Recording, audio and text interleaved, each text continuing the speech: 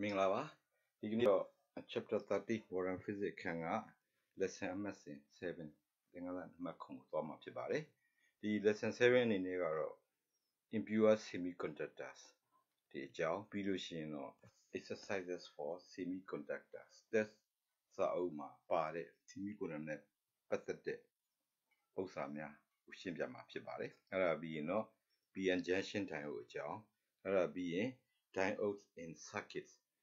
လက်စီပလန်နဲ့မှာတိုင်အုပ်တွေကိုတက်ဆင်သုံးပြုပုံတွေအကြောင်းရယ်ပြီးရင် rectifier ပြီးလို့ရှိရင်ဒီအပိုင်းနဲ့သက်ဆိုင်တဲ့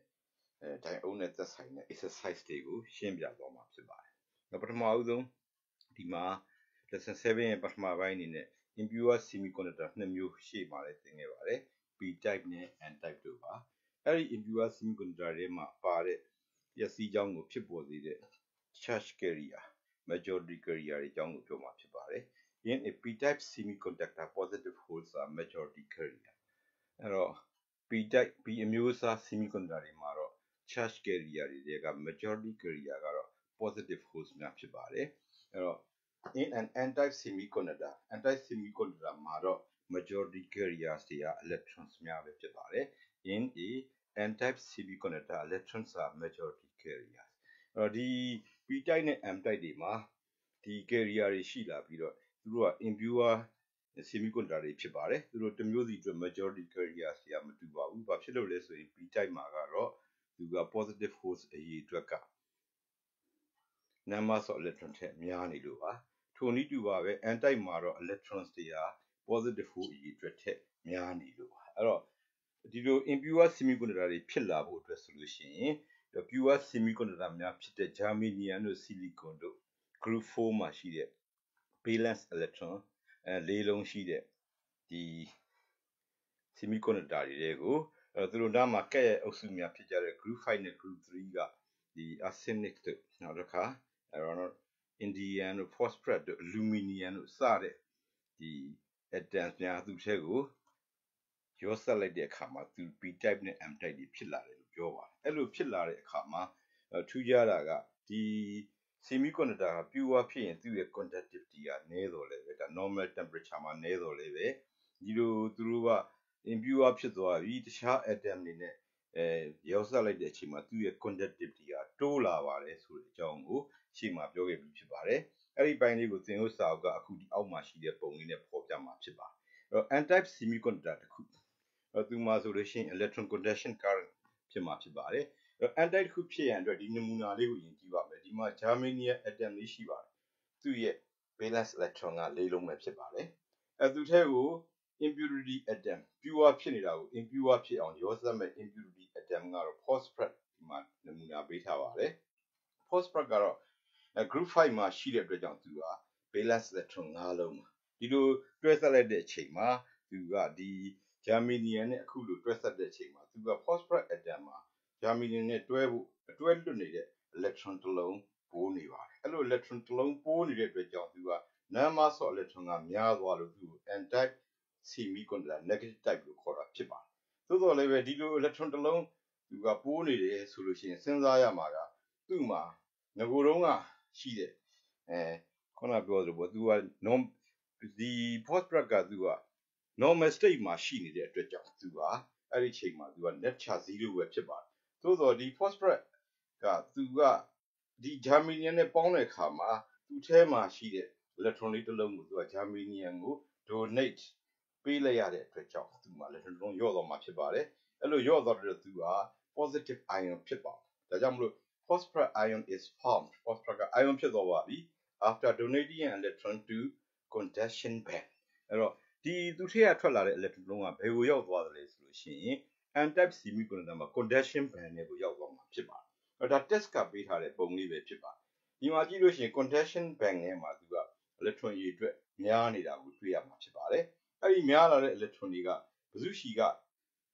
ရလာတာလို့ဆိုလို့ရှိရင် phosphorus atom ကနေရလာတာဖြစ်ပါတယ် phosphorus atom ကဒီ conduction band ထဲကိုသူက electron တွေသူက donate ပေးလှူလိုက်ပေးလိုက်တဲ့အတွက်ကြောင့်သူ့မှာ electron လျော့သွားတဲ့သူသည် positive ion ဖြစ်သွားမှာဖြစ်ပါတယ်ဒါကြောင့်မလို့ positive ion is formed after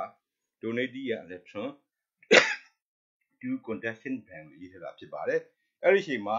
phosphorus အစား arsenic ကိုသုံးနေရပါတယ်အဲ့တော့သူက donor impurity atoms လို့ခေါ်မှာဖြစ်ပါတယ်ဘာလို့လဲဆိုသူတို့က electron တစ်လုံးကိုသူတို့ဆဲကနေပြီးပေးလိုက်ရလို့ဖြစ်ပါတယ်အဲ့တော့ electron ရော့သွားတာနဲ့အမျှသူတို့ဒီ net charge က0မဟုတ်တော့ဘဲနဲ့သူက electron ရော့သွားတာ positive ion ဖြစ်မှာဖြစ်ပါတယ်ဒါကြောင့်မို့လို့ဒီပုံမှာ phosphorus,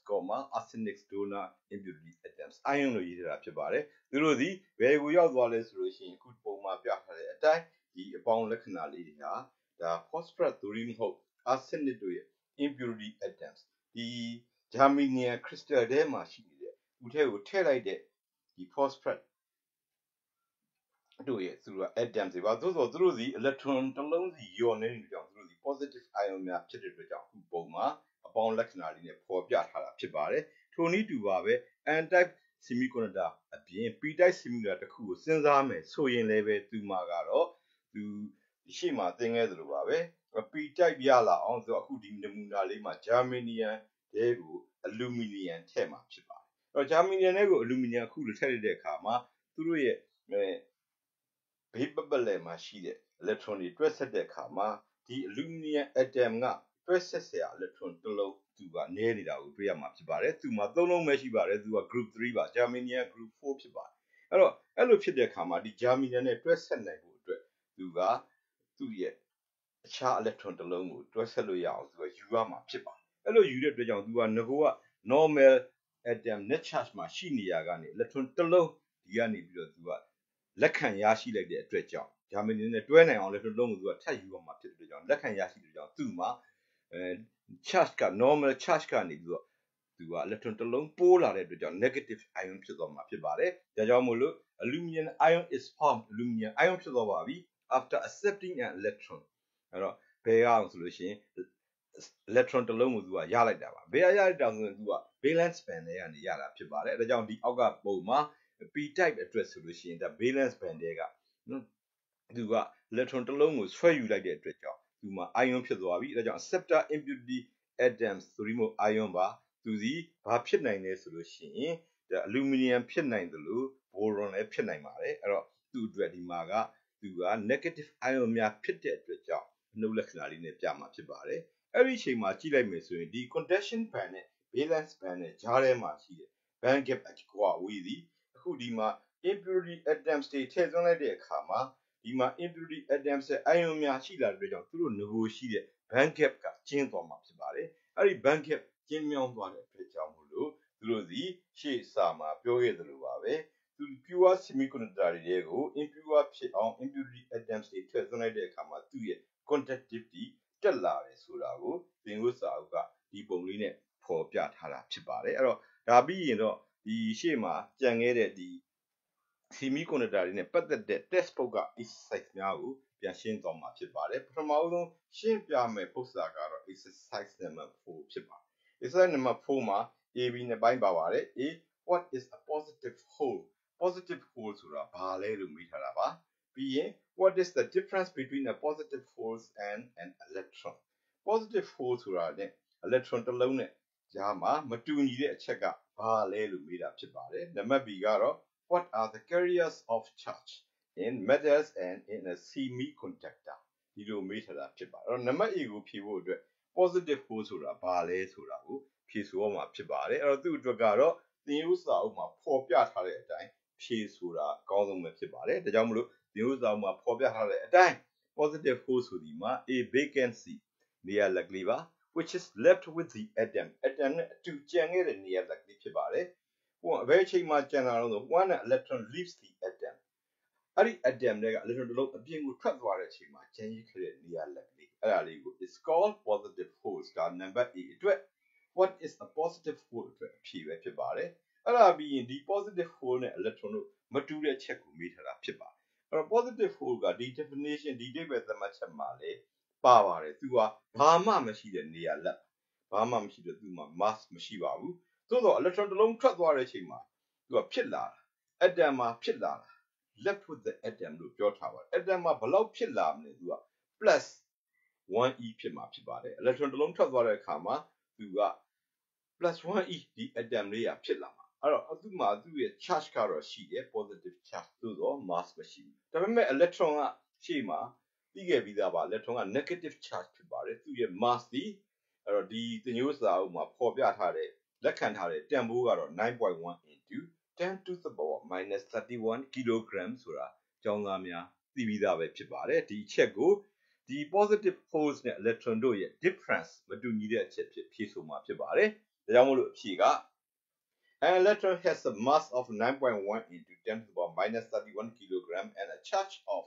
minus 1.6 into 10 power minus 19 coulomb. Electron တစ်လုံးတွင်ဓာတုက 9.1 into 10 to the power minus 31 kilogram ရှိပြီးတော့လျှပ်စစ်ကတော့အနုတ် 1.6 into 10 to the power minus 19 coulomb ရှိတယ်လို့ပြောတာဖြစ်ပါတယ် But a positive hole has no mass. သို့တော်လည်းပဲ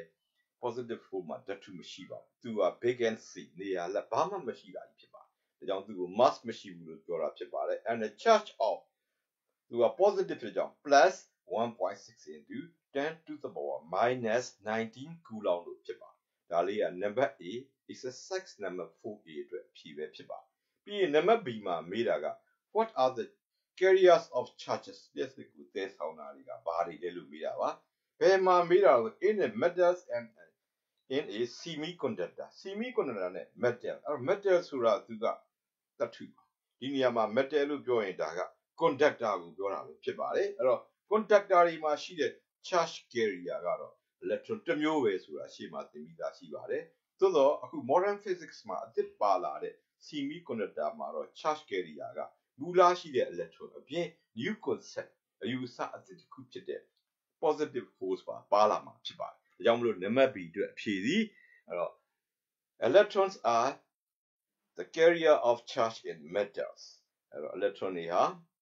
သတ္တုတွေမှာလျှပ်စစ်ကိုဖြစ်စေတဲ့ charge carrier တွေဖြစ်ပါတယ်အဲ့ဒါပြီးရင်တော့ both electrons and positive force are the carriers of charge in a semiconductor မှာကတော့ electron ကို positive force သူတို့နှစ်ခုစလုံးဟာလျှပ်စစ်ကိုဖြစ်ပေါ်စေတယ်ပျက်စီးကြောင်းကိုဖြစ်ပေါ်စေတဲ့ charge carrier များလို့ဖြေပေးတာဖြစ်ပါတယ်ဒါဟာသင်ရိုးစာအုပ်မှာပါတဲ့ exercise number 4 A နဲ့ B ရဲ့အဖြေပဲဖြစ်ပါတယ်အဲ့ဒါပြီးနောက်တစ်ပုဒ်ကဒီအပိုင်းနဲ့သက်ဆိုင်တာက exercise number 35ပဲဖြစ်ပါတယ်exercise number 35က if a piece of either an n-type or p-type semiconductor were placed in a battery circuit အကယ်၍များ piece of either n-type or n-type သို့မဟုတ် p-type တစ်မျိုးမျိုး n-type ပဲဖြစ်ဖြစ် p-type ပဲဖြစ်ဖြစ်အဲ့ဒီကောင်လေးကို is placed in the battery circuit ထဲမှာထည့်သွင်းထားမယ်ဆိုလျင်လို့မေးတာဖြစ်ပါတယ်အဲ့တော့ battery circuit ထဲမှာဒီပစ္စည်းလေးတွေထည့်လိုက်တယ်ဘာတွေထည့်လိုက်တာတော့ semiconductor တွေပါ n-type ဖြစ်ရှင်လည်းဖြစ်မယ် p-type ဖြစ်ရှင်လည်းဖြစ်ပါလိမ့်အဲ့ဒါတွေကိုထည့်လိုက်မယ်နော်အဲ့တော့ battery circuit ဆိုတာဘာကိုပြောတာလဲ battery ဆိုတာ source of electromotive force current ကိုစီးစေတာပါအဲ့ဒါဆိုလို့ရှိရင်ဒီ battery circuit က current ကိုစီးစေမှာဖြစ်ပါအဲ့ဒီ current စီးစေတဲ့ circuit တစ်ခုထဲမှာဒီ semiconductor အမျိုးအစား p-type သော၎င်း n-type သော၎င်းတစ်မျိုးမျိုးကိုထည့်သွင်းလိုက်မယ်ဆိုရင် would there be conduction in each case ဖြစ်ရတစ်ခုစီမှာ conduction ရစစ်စီးကူးမှုရှိပါသလားလို့မေးတာဖြစ်ပါဒီနေရာမှာ n-type ပဲဖြစ်ဖြစ် p-type ပဲဖြစ်ဖြစ်သူတို့က insulator များမဟုတ်ပါဘူး semiconductor တွေဖြစ်ပါတယ်သူတို့မှာလျှပ်စစ်ကိုရွေ့ရှားစေနိုင်တဲ့ charge carrier တွေရှိနေပါတယ် n-type မှာလည်းရှိတယ် p-type မှာလည်းရှိ n-type မှာကတော့ရှေ့မှာပြောခဲ့တဲ့အတိုင်း electrons တွေက majority ဖြစ်ပါလိမ့်မယ် p-type မှာတော့ positive hole တွေကအဓိက majority ဖြစ်ပါတယ် charge carrier တွေရှိနေတဲ့အတွက်ကြောင့်သူက conduction ဖြစ်မှာဖြစ်ပါတယ်ဒါလေးကို explain ရှင်းပြပါလို့မေးပါတယ်အဲ့တော့နောက်တစ်ခုမေးတာက what ဘာဖြစ်မလဲလို့မေးတာပါ if the polarity were reversed polarity reverse ဆိုတာ battery O ရဲ့အပေါင်းကိုနှုတ်လို့ငကိုဆက်ထားတာနဲ့ပြောင်းပြန်ဆက်လိုက်ရင်လေဘာဖြစ်အောင်မလဲမေးတာပါပြောင်းပြန်ဆက်လိုက်ရင်ဒါလျှက်စီးကြောင်းစီးမှာလားမစီးဘူးလားမေးတာဖြစ်ပါတယ်အဲ့တော့ဒါလေးကဘာနဲ့ဆက်ပြီးတော့သူကမေးတာလဲဆိုရင်သူကအခုဒီမှာနောက်တင်မဲ့ PN junction diode ဆိုတာရှိပါတယ် PN junction diode မှာသူ polarity ပြောင်းလဲလို့ရှိရင်စီးတာမစီးတာရှိပါအဲ့တော့သူက junction မှာအခုဒီမှာမေးတာက exercise number 35မှာမေးတာက junction မဖြစ်သေးပါဘူးသူက p-type m-type တစ်ခုတည်းပဲတစ်ခုစီပဲဖြစ်ပါတယ်ဒါကြောင့်မို့လို့အဲ့ဒီမှာလည်းပဲ conduction ကဆက်ဖြစ်မှာဖြစ်ပါတယ်ဒါကြောင့်ဒီပုံစံနံပါတ်35ရဲ့အဖြေကို yes there will be conduction in each case n-type ပဲထက် p-type ပဲထက် each case busy ဖြစ်ရမှာမဆို there will be conduction yes စီမှုရှိပါမယ်အဲ့တော့ဘာဖြစ်လို့လဲ they are semiconductor and they have current carriers သူတို့မှာ current carriers တွေရှိတဲ့အတွက်ကြောင့် yes စီးမယ်လို့ဖြေတာဖြစ်ပါတယ်ဒါဟာရှင်းပြပါ explain ဆိုတာကိုရှင်းပြလိုက်တာဖြစ်ပါတယ်အဲ့ဒါပြီးရင်နောက်တစ်ခုကသူတို့ battery O ရဲ့အပေါင်းနှုတ် polarity ကိုပြောင်းရင် yes ဆက်စီးမှာလို့မေးတာဖြစ်ပါတယ်စီးမှာပဲဖြစ်ပါတယ်ဒါကြောင့်မလို့ if the polarity were reversed polarity go reverse ကြောင်းမြန်လှည့်လိုက်မယ်ဆိုရင်တော့ there would still be conduction ဆက်ပြီးတော့ဒီ yes စီးဆင်းမှုကရှိနေမယ်လို့ဖြေဆိုတာဖြစ်ပါတယ်ဒါဟာပု္ပ္ပာနံပါတ် exercise 35အတွက်ဖြေများဖြစ်ပါတယ်အဲ့ဒါပြီးရင်တော့နောက်တစ်ပုဒ်အနေနဲ့exercise number 2ဒီ semiconductor နဲ့ပတ်သက်တဲ့ပု္ပ္ပာတွေက test book က exercise number 2ကိုဖြေဆိုမှာဖြစ်ပါတယ် exercise number 2မှာ number A က explain how a n-type semiconductor and a p-type semiconductor can be off state and အမျိုးအစား semiconductor လေးရဲ့ပြီးရင် p အမျိုးအစား semiconductor တွေကို how ဘယ်လိုများ can be off state ရနိုင်တယ်ဆိုတာကို explain ရှင်းပြပါလို့မေးတာပဲဖြစ်ပါတယ်အဲ့ဒါပြီးရင် number B ကတော့ what are the majority carriers in the above semiconductors အပေါ်ကဖော်ပြခဲ့တဲ့အပေါ်မှာဘာဖော်ပြခဲ့ဆို n-type နဲ့ p-type ပါသူတို့ရဲ့ majority carriers တွေကဘာတွေလဲလို့မေးတာပဲဖြစ်ပါတယ်အဲ့တော့ number A ကိုအရင်ဖြေဖို့အတွက် n-type p-type semiconductor တွေက pure များမဟုတ်ပါဘူး impure တွေဖြစ်ပါတယ်အဲ့တော့ impure ဖြစ်အောင်ဘာလုပ်ရသလဲရှေ့မှာလည်းပြောခဲ့ပြီးပါပြီ pure semiconductor germanium ပဲဖြစ်ဖြစ် silicon ပဲဖြစ်ဖြစ်သူထဲကို impure ဖြစ်သွားအောင်သူဘေးနားမှာရှိတဲ့ group 5 တို့ group 3တို့က atom တွေကို impurity atom ဖြစ်ထည့်သွင်းမှာဖြစ်ပါတယ်အကယ်၍သာထည့်သွင်းလိုက်တဲ့အခါမှာသူက negative ဆောင်တဲ့ electron တွေပိုသွားရင်တော့ n-type ဖြစ်ပါလိမ့်မယ် positive ဆောင်တဲ့ positive force တွေပိုလာခဲ့မယ်ဆိုရင်တော့ p-type ဖြစ်မှာဖြစ်ပါတယ်သူ့အတွက်ဖြေတာရှေ့မှာလည်းပဲကျောင်းသားများကိုရှင်းပြခဲ့ပြီးသားဖြစ်ပါတယ်အခု number A အတွက်ဖြေကို p-type semiconductor အတွက် one Indian atoms ဒီနားမှာ Indian atoms textbook ကပေါ်တဲ့နမူနာအတိုင်းပဲပြန်ဖြေပြီးမှဖြစ်ပါတယ် Indian atoms having 3 valence electron Indian atoms က group 3မှာဖြစ်ပါတယ်သူ့ရဲ့ valence electron ကဒီမှာဆုံးပတ်လမ်းမှာ electron 3လုံးရှိပါတယ် are added ရောထည့်လိုက်မှာဖြစ်ပါတယ်ဘယ်ထက်ကိုထက်မှာတော့ဆိုရင် to pure germanium ဒီ germanium ကတော့ semiconductor ပဲဖြစ်ပါတယ် pure semiconductor ဖြစ်ပါတယ်having 4 valence electron germanium atom မှာရှိတာကတော့ valence electron က၄လုံးပါအဲ့လိုထည့်လိုက်မယ်ဆိုလို့ရှိရင်သူကအဲ့ဒီမှာတွဲဖို့အတွက်နော်ရှေ့မှာသူတို့ရဲ့ crystal structure တွေလည်းရှင်းပြပြီးသားဖြစ်ပါတယ်သူ့ကိုတွဲတဲ့အခါမှာသူစီ electron တစ်လုံးစီအတွဲလွတ်နေလို့သူကနေနဲ့ပတ်လန်းကလုံးကိုယူပြီးသူကတွဲပါမယ် crystal ဖြစ်အောင်အဲ့လိုတွဲတဲ့အခါမှာပတ်လန်းနေတဲ့နေရာက electron လုံးကိုယူခံလိုက်ရတယ်ဆိုအဲ့ဒီနေတဲ့နေရာမှာ electron လေးဟာနေရာလက်ပြီးကျန်ခဲ့ပြီးတော့အဲ့ဒီ atom က positive ဖြစ်သွားမှာဖြစ်ပါတယ်ဒါကြောင့်မလို့သူကိုအဲ့တော့ positive ပိုးလာမှာဖြစ်တဲ့ကြောင့် A p-type semiconductor is of state ဒါဟာ p-type semiconductor တစ်ခုဖြစ်အောင်ဘယ်လိုလုပ်မလဲဆိုတဲ့အဖြေပဲဖြစ်ပါတယ်ထိုနည်းတူပါပဲ n-type ဖြစ်ချင်တယ်ဆိုရင်တော့ electron ပိုများတာထည့်ရမှာဖြစ်ပါတယ်ဒီမှာ germanium နမူနာပေးထားတဲ့ germanium က valence electron ၄လုံးရှိပါတယ်အဲ့ဒါဆိုရင် electron ပိုလာခြင်းတယ်ဆိုရင်တော့၄ထည့်ပိုတာ9ပဲဖြစ်ပါတယ်အဲ့တော့ group 5မှာရှိတဲ့ atom element တစ်မျိုးကိုသုံးမှာဖြစ်ပါတယ်one arsenic atom arsenic က valence electron 5လုံးရှိတဲ့ atom ပါ are added to the germanium atoms having 4 valence electron valence electron 5လုံးရှိတဲ့ arsenic atom တွေကို valence electron 4လုံးသာရှိတဲ့ germanium တွေကိုရောထည့်ခဲ့မယ်ဆိုရင် n-type semiconductor is of state and အမျိုးအစား semiconductor တွေကိုရရှိလာမယ်လို့ဖြေဆိုတာပဲဖြစ်ပါတယ်အဲ့တော့ဒါဟာ exercise number 2A အတွက်ဖြေများဖြစ်ပါတယ်အခုဆက်လက်ပြီးတော့ B ကိုဖြေပါအဲ့တော့ဒီပေါ်ပြခဲ့တဲ့ n-type နဲ့ p-type နော်အဲ့တော့ဒီ above semiconductor အပေါ်ကပေါ်ပြခဲ့တဲ့ semiconductor တွေမှာရှိတဲ့ majority carriers တွေကဘာလဲအဓိကလျှက်စီးကိုသယ်ဆောင်တဲ့ charge carrier တွေကဘာတွေလဲလို့မေးတာပါအဲ့တော့ p-type ဆိုတာက positive type ပါအဲ့တော့သူ့မှာ positive type ဖြစ်တဲ့ကြောင့် positive ဆောင်တဲ့ positive force များသည် majority carriers ဖြစ်ပါလိမ့်မယ် n-type ဆိုတာက negative type ဖြစ်ပါတယ်အဲ့တော့ negative ဆောင်တာက electron ဖြစ်ပါတယ်ဒါကြောင့်မို့ n-type မှာရှိတဲ့ majority carriers ကတော့ electron များဆိုတာကိုဖြေဆိုရမှာဖြစ်ပါတယ်ဒါကြောင့်နံပါတ် B အတွက် Electrons are majority carriers in n-type semiconductor ပြီးလို့ရှိရင် positive holes are majority carriers in p-type semiconductor ဒီအဖြေဒီ exercise number 2b အတွက်ဖြေပဲဖြစ်ပါတယ်အဲ့တော့ဒါတွေပြီးပြီဆိုရင်တော့နောက်တစ်ပိုင်းဖြစ်တဲ့ PN junction အကြောင်းကိုပြောပါအဲ့တော့ semiconductor တွေကိုလူတွေကစတင်တွေ့ရှိခဲ့ပြီးနောက်ဒီကောင်တွေကိုဘာလုပ်တော့သူတို့ထဲကို impure ဖြစ်သွားအောင်သူတို့ဘေးနာကရှိတဲ့ဒီ arsenic တို့ indium တို့ရောထည့်လိုက်ရောထည့်တဲ့အခါမှာသူကအမျိုးအစား2မျိုး impure 2မျိုးခွဲသွားတယ် p-type semiconductor နဲ့ n-type semiconductor အဲ့ဒီလုပ်ပြီးတဲ့အခါမှာဒီသိပ္ပံပညာရှင်တွေဒီတိုင်းမနေပါဘူးရရှိလာတဲ့ impure semiconductor အမျိုးအစား2မျိုးဖြစ်တဲ့ p-type နဲ့ n-type နဲ့နှစ်ခုဆက်ကြည့်ပါအဲ့ဆက်ကြည့်တော့ကြတော့ဘာဖြစ်သွားအောင် p နဲ့ n နဲ့ဆက်ထားတော့ pn အဆက်ကလေးဖြစ်သွားတာ pn junction လို့ခေါ်မှာဖြစ်ပါတယ်ဒါကြောင့် pn junction ဆိုဒီမှာ p အမျိုးအစား impure semiconductor နဲ့ n အမျိုးအစား impure semiconductor နှစ်ခုဆက်ထားတဲ့အဆက်ကလေးအဲ့ဒီအဆက်ကလေးကို pn junction လို့ခေါ်မှာဖြစ်ပါတယ်အဲ့တော့ junction ဆိုတာအဆက်ကိုဆိုလိုတာဖြစ်ပါတယ်အဲ့တော့သို့တော့ဒီနေရာမှာဒီဟာလေးတွေက crystal ပုံဆောင်ခဲ့အဆင့်အလွန်သေးငယ်ပါတယ်အလွန်သေးငယ်တဲ့ဟာလေးကိုဆက်မှာဖြစ်ပါတယ်crystal နဲ့ပတ်သက်ပြီးတော့ crystal ကိုအကြောင်းသားများလူတိုင်းမြင်မှုတဲ့ crystal တွေကတရားပွင့်လို့စားပွင့်လို့ဒါ crystal လေးတွေအလွန်သေးငယ်သူတို့နှစ်ခုကိုဆက်တဲ့အခါမှာဘယ်လိုဆက်မလဲသူတို့နှစ်ခုဆက်တဲ့အခါမှာဒီ p နဲ့ n နဲ့အဆက်လိုက်တာပဲဖြစ်ပါတယ်အဲ့ဒီအဆက်နှစ်ခုကြားမှာတစုံတရာမရှိရပါဘူးအဲ့တော့သဘောပြောရရင်ဒီ p နဲ့ n နဲ့ကိုသွားပြီးတော့ဥမာစင်ကော်နဲ့ဆက်မယ်ဆိုရင်ဒီကြားထဲမှာစင်ကော်အလွာပါပါလေးရှိနေဦးမှာဖြစ်ပါတယ်အဲ့လိုဆက်လို့မရပါဘူးအဲ့တော့ဒီနေရာမှာ PN junction ရဲ့ definition မှာအရေးကြီးတာက P နဲ့ N နဲ့ဆက်တဲ့အခါမှာဆက်တဲ့နီလန်ဖြစ်ပါတယ်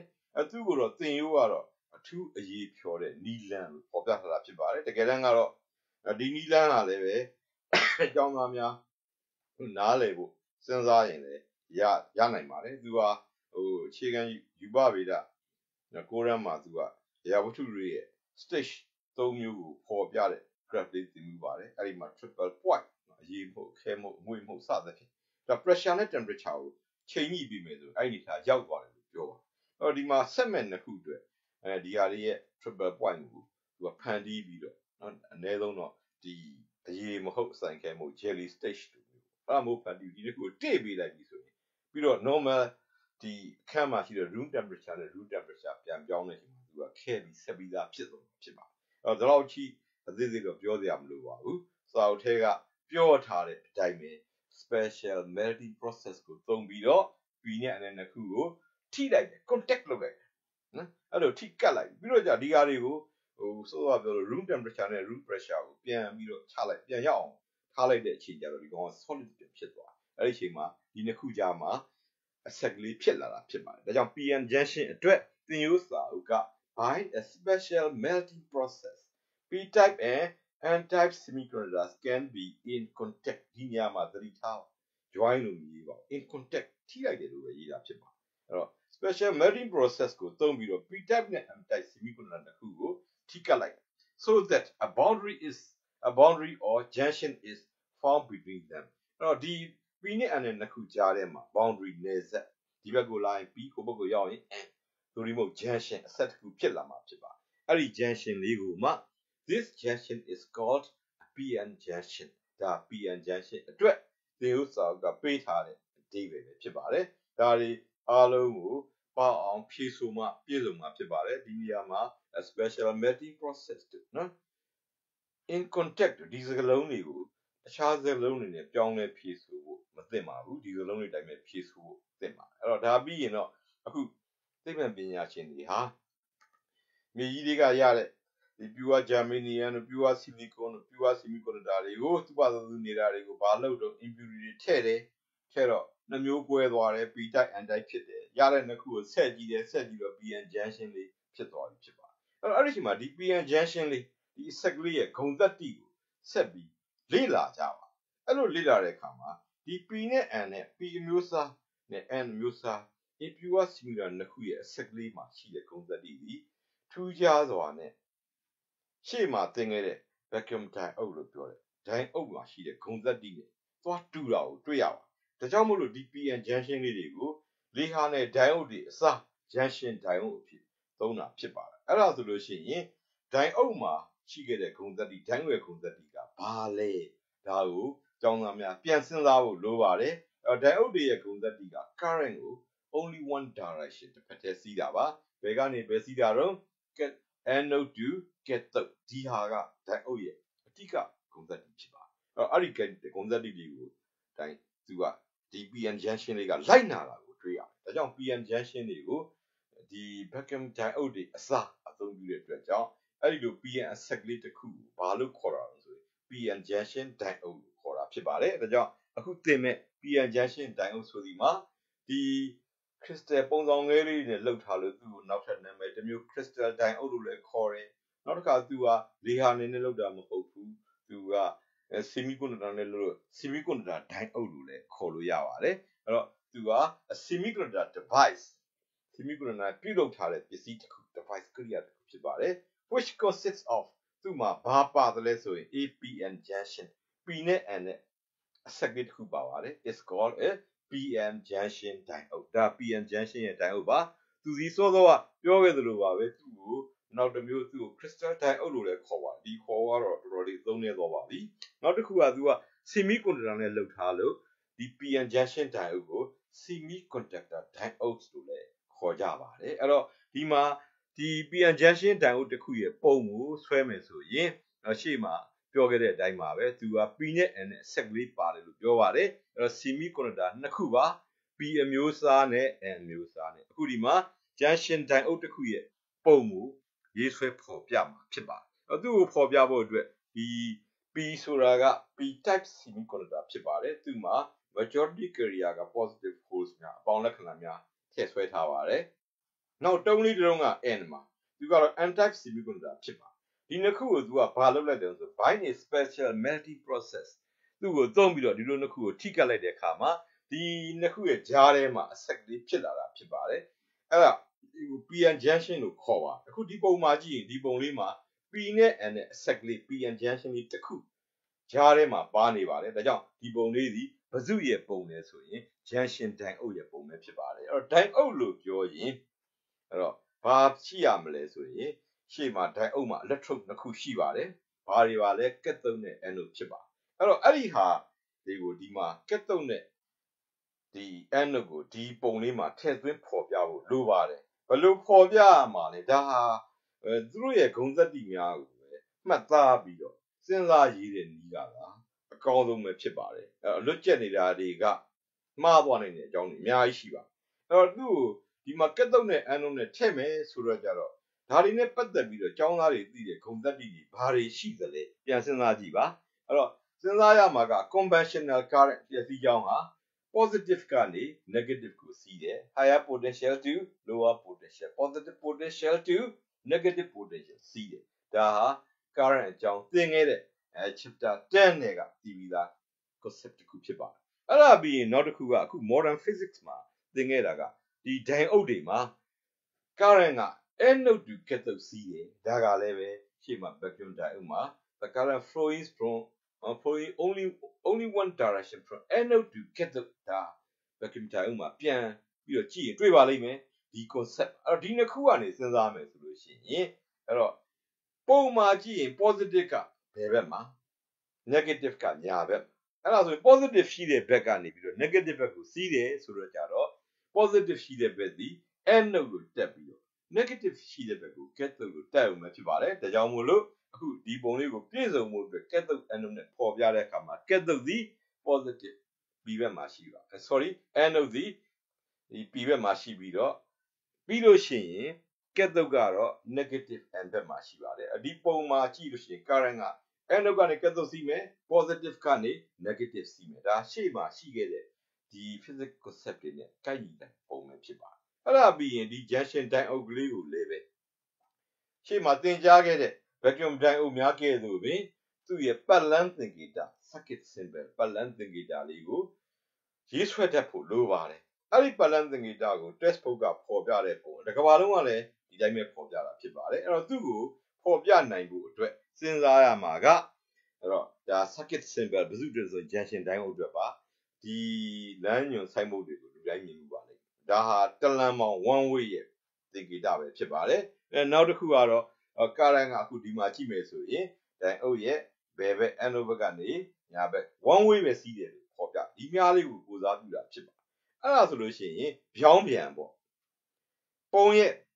ညာဘက်ကဘယ်ဘက်ကိုလာမယ်ဆိုရင် one way ဒီမှာတစ်ဖက်ကဝင်လို့ရပါမယ်ဝင်သွားတဲ့လမ်းရဲ့နောက်တစ်ဖက်အစွန်းမှာသူတက်ထားတဲ့ဆိုင်မှုကအခုဆိုင်မှုပဲမဝင်ရဆိုတဲ့ဆိုင်မှုပဲဖြစ်ပါတယ်အဲ့တော့ဒီသင်္ကေတလေးကိုလည်းဒီမှာတက်ဆင်ပြီးသုံးမှာဖြစ်ပါတယ်အဲ့တော့ဒီလိုဆွဲလိုက်တဲ့အခါမှာဒါလေးဒီအဲ့တော့ current စီးတဲ့သဘာဝဒီတိုင်အုပ်ထဲမှာ current စီအခုမြားအတိုင်းပဲစီးပြီးတော့မြားနဲ့ပြောင်းပြန်ပြောင်းဝင်လာရင်မဝင်ရဆိုတဲ့တုံးကြီးနဲ့တွေ့မှာဖြစ်ပါတယ်အဲ့တော့ဒါလေးကိုဒီဒိုင်အုပ်ရဲ့ဂုံသက်တိကိုကိုစားပြုခေါ်ပြတဲ့ပတ်လန်းသင်္ကေတလေးဖြစ်ပါတယ်အဲ့တော့ဒီမှာလည်းပဲသူကဒီ P ကဘယ်ဘက်လဲ N ကဘယ်ဘက်လဲ N ကဘယ်ဘက်လဲ ကက်သုတ်ကဘယ်ဘက်လဲဒါတွေဟာ current စီးတဲ့ direction တိုင်းပဲစဉ်းစားမှာဖြစ်ပါတယ်အဲ့တော့မြားကိုကြည့်ပါမြားဒီဘယ်ဘက်ကညာဘက်ပါဒါကြောင့်မလို့ current စီ positive က negative ကိုဆိုပြီးဘယ်ဘက်စီ P ဖြစ်ပါလိမ့်မယ်ညာဘက်စီ N ဖြစ်ပါလိမ့်မယ်ပြီးတော့ current ကဒိုင်အုပ်တစ်ခုမှာ N နဲ့တူကက်သုတ်စီးပါတယ်ဒါကြောင့်မြားကိုကြည့်ပါဘယ်ဘက်ကနေညာဘက်ကိုသွားမှဖြစ်တဲ့ကြောင့်ဘယ်ဘက်စီ N လို့ဖြစ်ပြီးတော့ညာဘက်စီကက်သုတ်ဖြစ်ပါတယ်အဲ့တော့ဒီတိုင်းသူကရေးဆွဲမယ်ဆိုရင်ရှေ့မှာသင်ကြားခဲ့တဲ့ concept တွေကိုလည်း review လုပ်ပြီးသားပြန်လည်နှွှေးပြီးသားခိုင်မြဲသွားပါလိမ့်ပြီးရင်ဒီပုံတွေကိုလည်းတက်သက်လုံးဘယ်တော့မှမှတ်မှားမြင်ဆွဲနိုင်မှာဖြစ်ပါတယ်မှတ်ထားစရာမလိုပါဘူးအဲ့တော့ဒီပုံတွေကိုအခုလိုပဲစဉ်းစားပြီးတော့တစ်ခေါက်လောက်ဆွဲပြီးရင်ဒါအမြဲတမ်းပဲပုံမှန်ကိုဆွဲနိုင်သွားမှာဖြစ်ပါတယ်ဒါလေးဟာဒီ PN junction ဒိုင်အုပ်တစ်ခုရဲ့ definition ပြီးလို့ရှိရင်သူ့ရဲ့ပုံပြီးရင်ပတ်လန်းသင်္ကေတဒီမှာဆွဲတဲ့ပုံအပြည့်အစုံပါဖို့လိုပါတယ် BDN တွေအပေါင်းလက္ခဏာတွေနှုတ်လက္ခဏာတွေA တွေ K တွေဒါတွေအားလုံးကိုပြည့်စုံစွာပေါ်ပြမှာသာအမှတ်ရမှာဖြစ်ပါတယ်ပြီးရင်သူတို့ကမှားယွင်းမှုတစ်စုံတရာလည်းမရှိရပါဘူးဒီမှာပေါ်ပြထားတဲ့အတိုင်းမှန်ကန်ရေးဆွဲနိုင်ဖို့လိုပါတယ်အဲ့တော့ဒါတွေပြီးပြီဆိုရင်တော့ဒီဒိုင်အုပ်ရဲ့သဘာဝလေးနော်အဲ့တော့ဒီဒိုင်အုပ်နဲ့ပတ်သက်ပြီးတော့ဒိုင်အုပ် are used in radio TV computer and other electric circuits ဒိုင်အုပ်တွေကိုဘယ်မှာသုံးလဲဒါသူကလျှက်စီးပတ်လမ်းထဲမှာပါတဲ့ပစ္စည်းအဲ့တော့ဒါကြောင့်မလို့သူကအစ်စ်မလုပ်ပါဘူးရှေ့မှာတော့လျှက်စီးပတ်လမ်းထဲမှာပါတဲ့ပစ္စည်းများဖြစ်ကြတဲ့ resistor တို့ capacitor တို့တုန်းကဖြည့်သလိုပါပဲဒီမှာလည်းပဲဒိုင်အုပ်က use in radio TV computer and other electric circuits တမတ်တန်အတွက်ဖြစ်ပါအဲ့ဒါပြီးလို့ရှိရင်နောက်တစ်ခုကတော့ဒိုင်အုပ်နဲ့ပတ်သက်ပြီးတော့ဒီဒိုင်အုပ်မှာဖြစ်ပေါ်နေတဲ့ current နဲ့ voltage ဒီအစွန်းတစ်ဖက်မှာ anode နဲ့ cathode နဲ့ကြားမှာရှိတဲ့ potential difference voltage ပါanode ကနေ cathode ကိုစီးသွားတဲ့ပျက်စီးကြောင်း current ဖြစ်ပါတယ်သူတို့ရဲ့သဘာဝကို graph ဆွဲကြည့်ပါမယ်ဒါကြောင့်မလို့သူက potential ပြောင်းတဲ့ပုံမှာလိုက်ပြီးတော့ current ဘယ်လိုပြောင်းလဲဆိုသိဖို့အတွက် H ဆွေရိုးမှာ voltage potential difference ကိုထားမယ်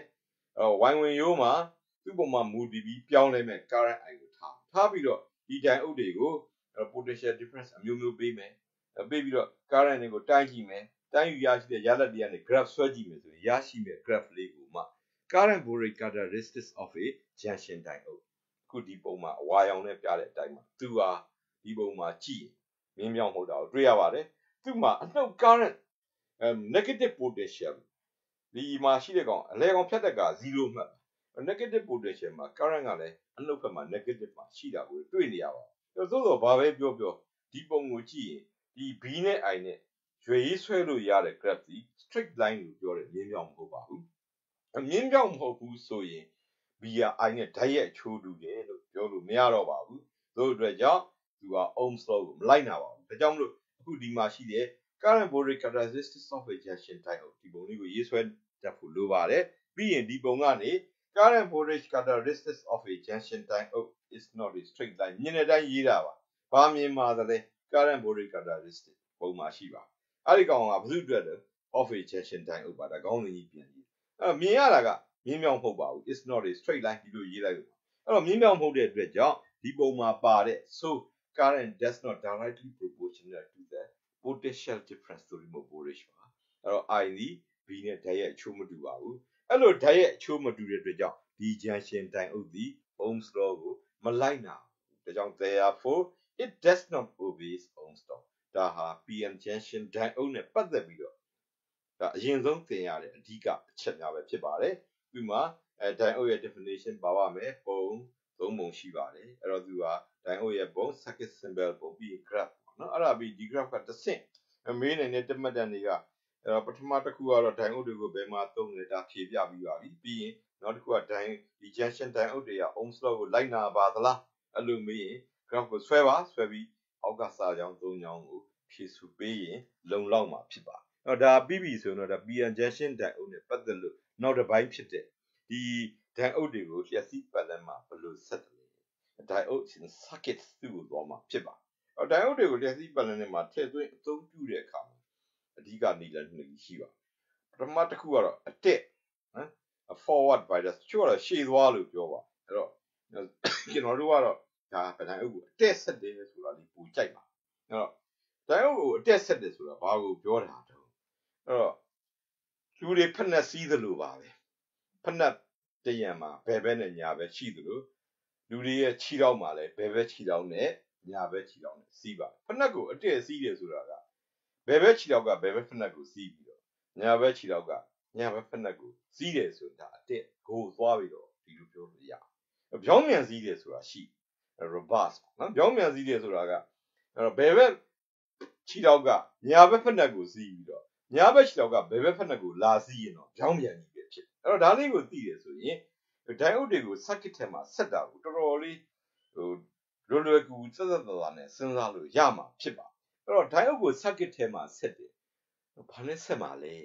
circuit ဆို battery ကိုပြောတာ battery အိုးနဲ့ diode နဲ့ဆက်အဲ့တော့ battery အိုးမှာသူကအပေါင်းအနှုတ် positive terminal negative terminal နှစ်မျိုးရှိပါတယ်အဲ့တော့ diode မှာလည်းပဲသူက p type n type နော်အဲ့တော့ n နှုတ် cathode ဒါအပေါင်းဘက်အနှုတ်ဘက်နှစ်ဖက်ရှိပါတကယ်လို့အဲ့ဒီမှာရှိတဲ့ဒီ diode နဲ့ battery ကိုတဲ့အောင်ဆက်တယ်ဆိုရင် battery ရဲ့အပေါင်းကို diode ရဲ့ positive p နဲ့ဆက်မယ် diode ရဲ့အနှုတ်ကို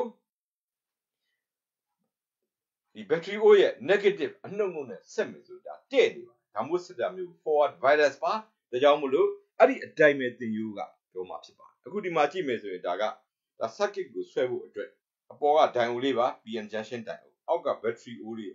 သူ့ကို forward အတက်ဆက်တော့မယ်ဆိုလို့ရှိရင်ဒီမှာရှိတဲ့အပေါင်းချင်းအနှုတ်ချင်းဆက်တာကိုအတက်ဆက်တာ forward bias လို့ခေါ်မှာဖြစ်ပါတယ်အဲ့တော့သူ့အတွက်ကြည့်မယ်ဆိုရင် if a battery is joined with its positive terminals again battery တစ်လုံးရဲ့အပေါင်းကို join ဆက်မှာပါဘယ်ကိုဆက်မှာလဲ to the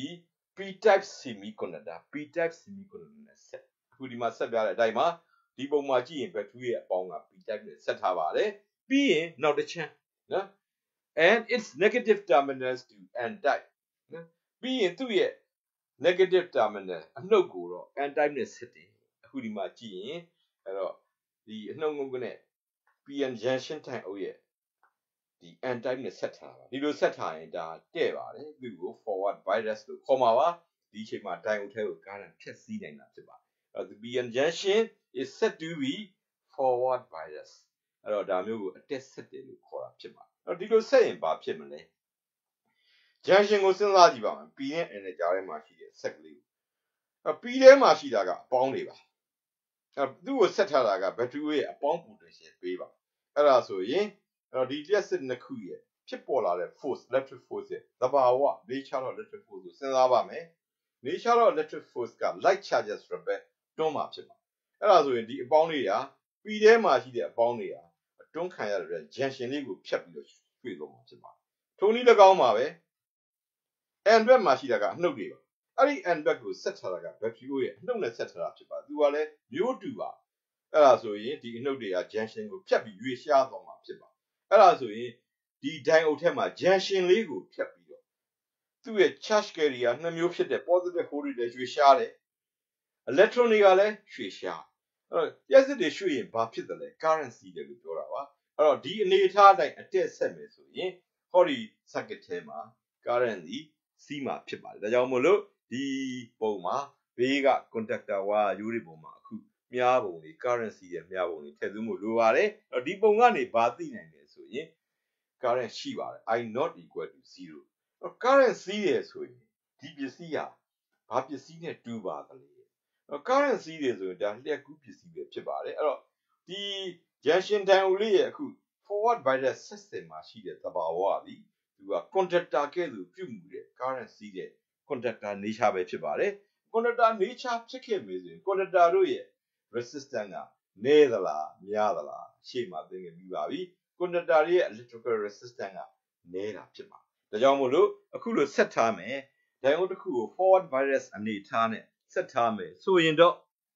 သူထဲမှာ current စီးတယ် I0 equal to 0ပါသူ့ရဲ့ nature သည်အဲ့တော့ conductor nature ဖြစ်ပြီးတော့သူ့ရဲ့ resistance ကဒီအနေထားမှာရှိတဲ့ diode ရဲ့ resistance မှာသူက small resistance ဖြစ်တယ်ဆိုတာလေးကိုသိရမှာဖြစ်ပါနောက်တစ်မျိုးဆက်တာကတော့ reverse bias ဒါကတော့ပြောင်းပြန် reverse ဆိုတော့ပြောင်းပြန်လို့ဆိုလိုတာဖြစ်ပါတယ်ပြောင်းပြန်ဘယ်လိုလုပ်မလဲဖက်နဲ့ပြောင်းပြန်စီးသလိုပဲပြောင်းပြန်ဆက်ရမှာဖြစ်ပါတယ်အဲ့တော့ reverse bias အခုဒီမှာ battery အိုးတစ်လုံးလေးကိုသူကဒီဆက်လိုက်တဲ့အခါမှာဒီမှာဒါ PN junction ထန်အိုးလေးနဲ့ battery အိုးလေးရဲ့ပုံမှာအခုဒီနေထားတိုင်းဆက်မယ်ဆိုရင် battery ရဲ့အပေါင်းဘက်မှာ N type semiconductor ရှိနေပြီးတော့ battery ရဲ့အနှုတ်ဘက်မှာ P type ရှိပါတယ်ပြောင်းပြန်ကြီးဖြစ်ပါတယ်ဒါကြောင့်မလို့ if a battery is joined with this positive terminal to the N type semiconductor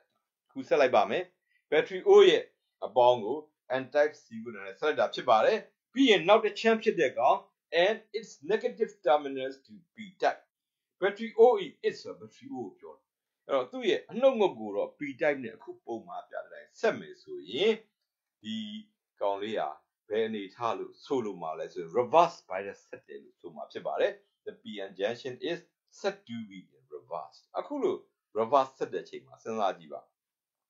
အဲ့ P နဲ့ N နဲ့ကြားထဲမှာရှိတဲ့ junction ကိုဖြတ်ပြီးတော့လျှက်စစ်တွေရွေရှားပါသလားရွေရှားတယ်ဆိုရင် current စီးမှာမရွေရင် current မစီးပါအဲ့တော့ဒီမှာ N ထဲမှာရှိတဲ့ electron တွေအနှုတ်တွေကိုသူက battery ကအပေါင်းနဲ့ဆက်ထားတယ်ဆိုတော့မျိုးမတူပါဘူးအဲ့တော့ဒီကောင်တွေက battery ကဆွဲထားမှာသူကရှေ့ကို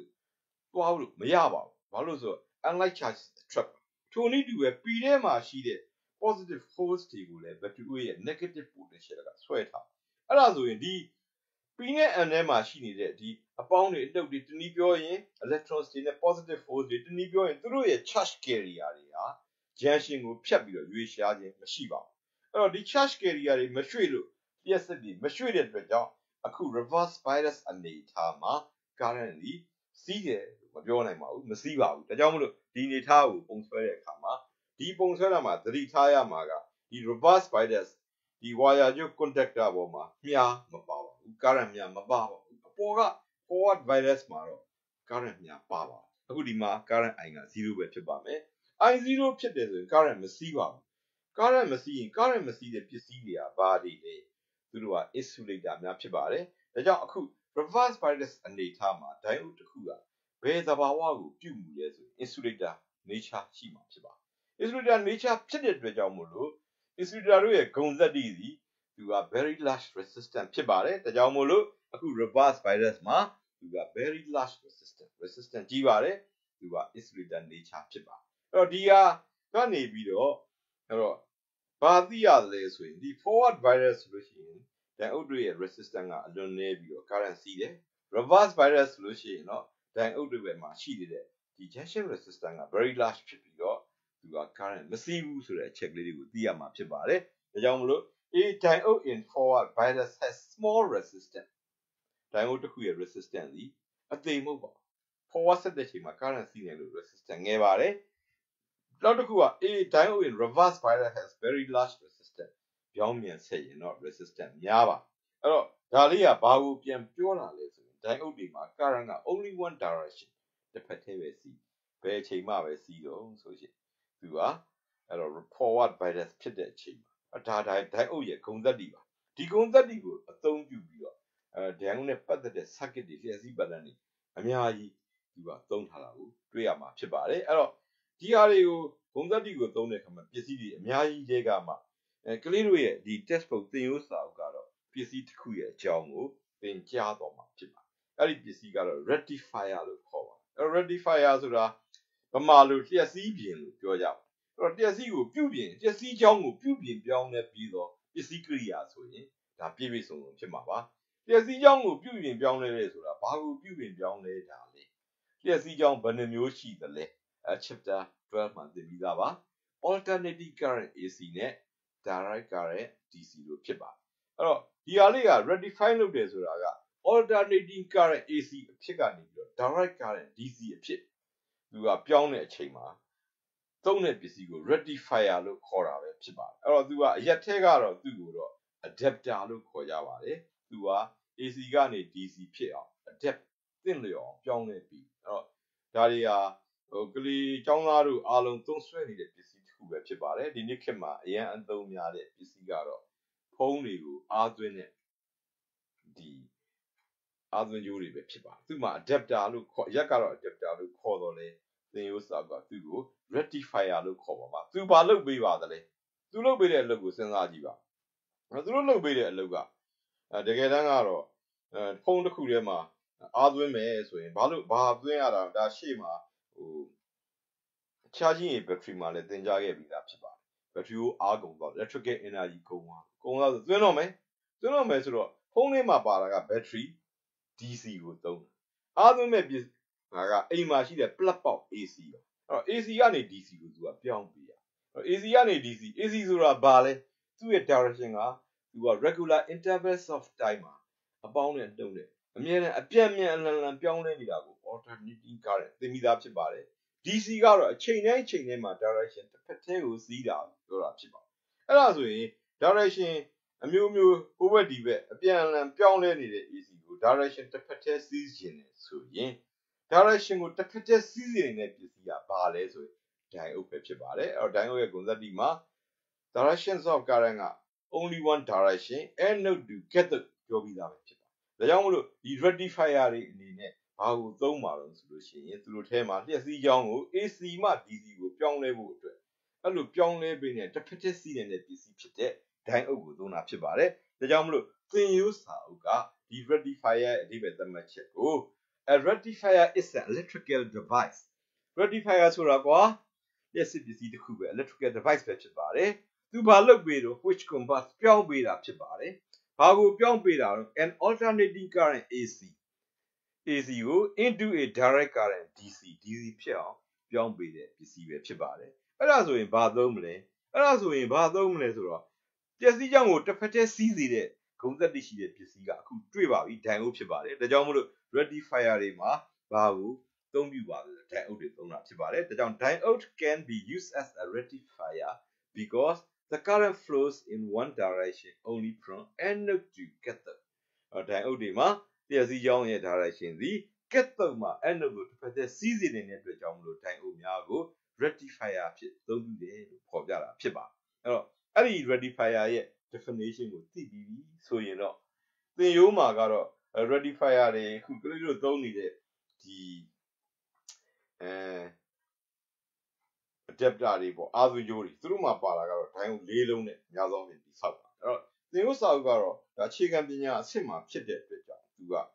diode တစ်လုံးနဲ့ဆောက်တဲ့ rectifier diode တစ်လုံးနဲ့ဆောက်တဲ့ rectifier သူတို့နှစ်မျိုးကိုပဲအခြေခံနေတဲ့သင်မှာဖြစ်ပါတယ်လက်ရှိအိမ်မှာသုံးနေတဲ့ဒီဖုန်းအားသွင်းကြိုးလေးမှာပါတဲ့ adapter တွေကတော့အခုဒီမှာသင်တဲ့ rectifier များထက်ပိုပြီးတော့အဆင့်မြင့်ပါသို့တော့အခြေခံအနေနဲ့ကတော့ဒီလွယ်ကူရှင်းလင်းတာတွေကိုသင်မှာဖြစ်ပါတယ်အဲ့တော့ဒီထဲမှာ rectifier ထဲမှာပထမတစ်ခုသင်ရမှာက half wave rectifier ပဲဖြစ်ပါတယ်အဲ့တော့ half wave rectifier တစ်ခုသူ့ရဲ့လျှက်စီးပတ်လမ်းကိုအခုဒီမှာပုံနဲ့ပေးထားမှာဖြစ်ပါတယ်အဲ့တော့ဒါ half wave rectifier ဒီ rectifier နဲ့ပတ်သက်ပြီးတော့ဒါလက်တွေ့လုပ်တဲ့ပုံလေးပဲဖြစ်ပါတယ်အဲ့တော့ဒီဟာနဲ့ပတ်သက်ပြီးတော့ဒီဗီဒီယိုနဲ့တွဲပြီးတော့ဒီ half wave rectifier တစ်ခုရဲ့ demonstration video ကိုလည်းတင်ပေးထားမှာဖြစ်ပါတယ်အဲ့ဒီမှာလည်းသွားပြီးတော့ကြည့်နိုင်ပါတယ်အခုဒီမှာသူ့အတွက်သင်ရိုးစာအုပ်ကပေးတဲ့ circuit ပုံလေးကဒါလေးပဲဖြစ်ပါတယ်အဲ့တော့ဒီမှာသူကဘယ်ဆုံးမှာပါတဲ့ AC input ဝင်လာပြီးတော့ဟိုဘက်ကိုအမှတ် AB ကထွက်သွားတဲ့ပစ္စည်းလေးကပုံမှာရှိတဲ့ transformer လေးဖြစ်ပါတယ်အဲ့တော့ဘယ်နေရာလဲဆိုရင်ဒီပုံမှာရှိတဲ့ transformer လေးကအကြောင်းသားများဟိုသိပြီးသားလည်းဖြစ်ပါလိမ့်မယ်အခုဒီအပိုင်းလေးပါဒီခုအနီရောင်နဲ့ဝိုင်းပြတဲ့အပိုင်းလေးကဒါ transformer လေးဖြစ်ပါတယ်အဲ့တော့သူ့မှာ coil တစ်ခုရှိပါတယ်အဝင် input ဒီဘက်ကနေ AC ဝင်လာမှာဖြစ်ပါတယ်ဒီမှာဝါရိုးလေးကိုမြင်ရမှာဖြစ်ပါတယ်ဒီနေရာကနေ AC ဝင်လာမှာ AC current ဝင်လာမှာဖြစ်ပါတယ်အဲ့လိုဝင်လာတဲ့အခါမှာ transformer ကနေဘာလုပ်ပေးမလဲဆိုရင်သူကဘိုးအားကိုပြောင်းလဲပေးမှာဖြစ်ပါတယ်အဲ့တော့ဘာလို့ဒီလိုဘိုးအားပြောင်းရသလဲအားလုံးသိကြတဲ့ဒီဖုန်းအားသွင်းကြိုးလေးပဲစဉ်းစားကြည့်ပါနော် တော့အဝင်မှာဒီ plug ပေါက်မှာသွားထိုးတယ်ဆိုရင်ဒါအိမ်သုံးရက်စစ်က AC လား DC လားဒါ alternating current AC chapter 12မှာသင်ပြီးသားသူ့ရဲ့ rated voltage ဘယ်လောက်ရှိသလဲသူ့ရဲ့ voltage က220 volt ရှိရမယ် frequency ဘယ်လောက်လဲ50 Hz ဒါတွေက chapter 12မှာ AC DC သင်ကပါပြီးသားများဖြစ်ပါတယ်အဲ့တော့ဖုန်းကသုံးမှာက battery ကိုဖုန်းထဲမှာ battery ကိုလေးပါသူကသုံးတာကသူက5 volt လောက်ပဲသုံးတယ် 4.7 volt နော်5 volt လောက်ပဲသုံးတယ်အဲ့တော့ပြီးတော့သူက DC ဖြစ်အဲ့တော့ plug ပေါက်ကရမှာက220 volt ဖုန်းကသုံးတာက5 volt plug ပေါက်ကရမှာက AC